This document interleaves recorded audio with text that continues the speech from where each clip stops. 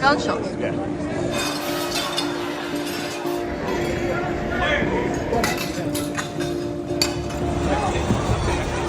Clear the doorway. Some breaking news, because we are getting reports that there are suspected gunshots within the building. Let's take you there now live. It started as a glitzy and well-known night on the DC calendar for journalists, but it quickly turned to panic, with guests hiding under tables, armed security, and rushed evacuations. Here's what it was like to be in the room as the mayhem unfolded. Washington, Saturday the 25th of April, 2026.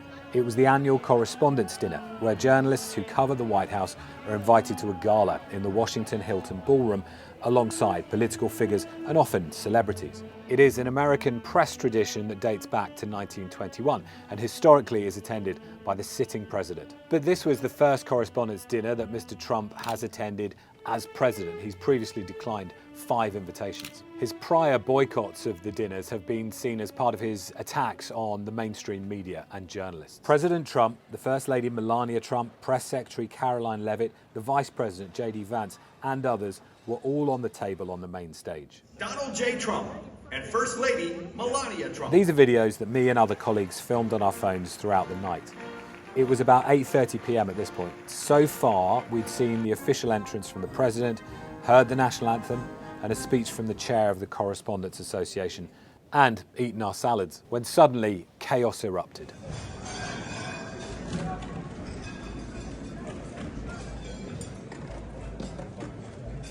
I heard a crashing sound, a commotion coming from the back of the room, and I turned and looked. I saw Secret Service agents rushing towards the stage. Everyone's instinct was to crouch down. There were about 300 tables in that room, and most people I could see were on the ground or under the tables.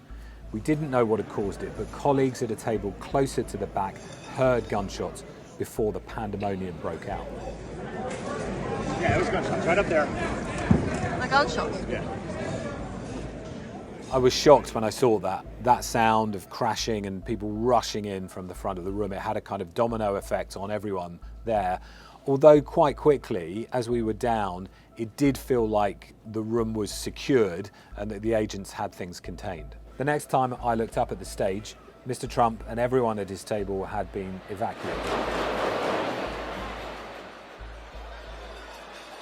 We've now seen videos from those moments which seem to show Melania saying, "Oh my God," and Caroline Leavitt asking what had happened.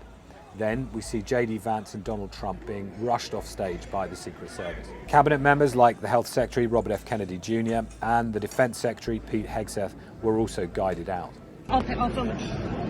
Yeah, you film it. I got my phone out at this point and recorded some video, but at this point we didn't know that much. Well, we've just seen the entire stage at the Correspondents' dinner being evacuated. The president was there.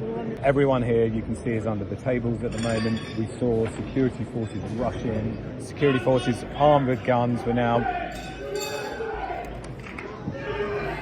people shouting now USA. When it felt safe, people did slowly start to come out from under the tables, stand up, and as you can imagine, with a room full of reporters, lots of people were trying to get enough phone signal to talk to their news desks, to upload footage, or to get on air. Along with my boss, I managed to get out of the ballroom before it was locked down. We were then waiting in the corridor outside.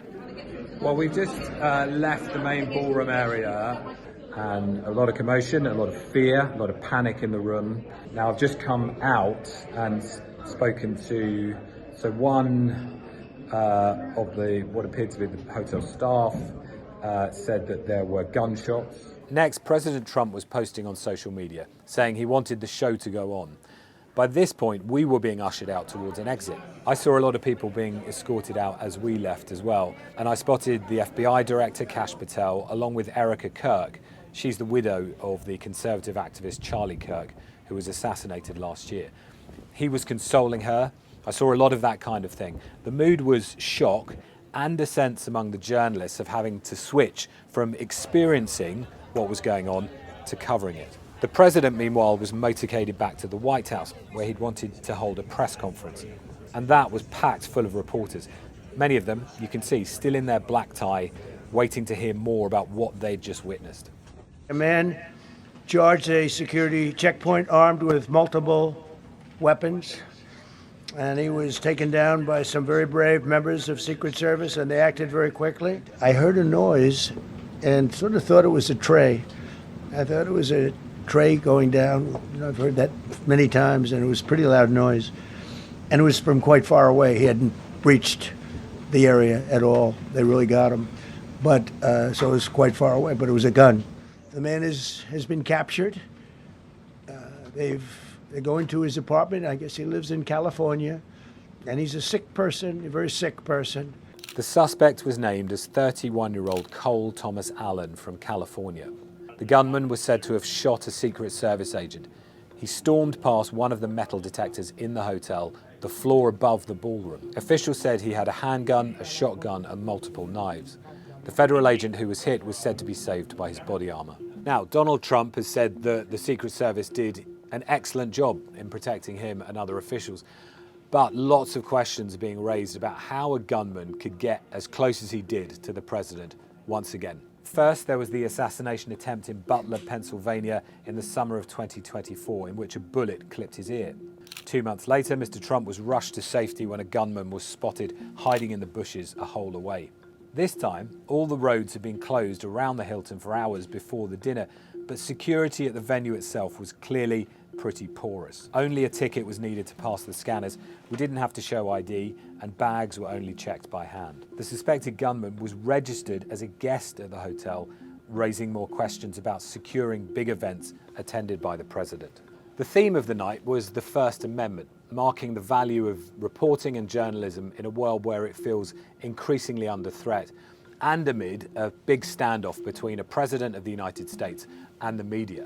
Now, we all thought that would be the story of the night, Donald Trump's speech and the response to it. Instead, we all became the story.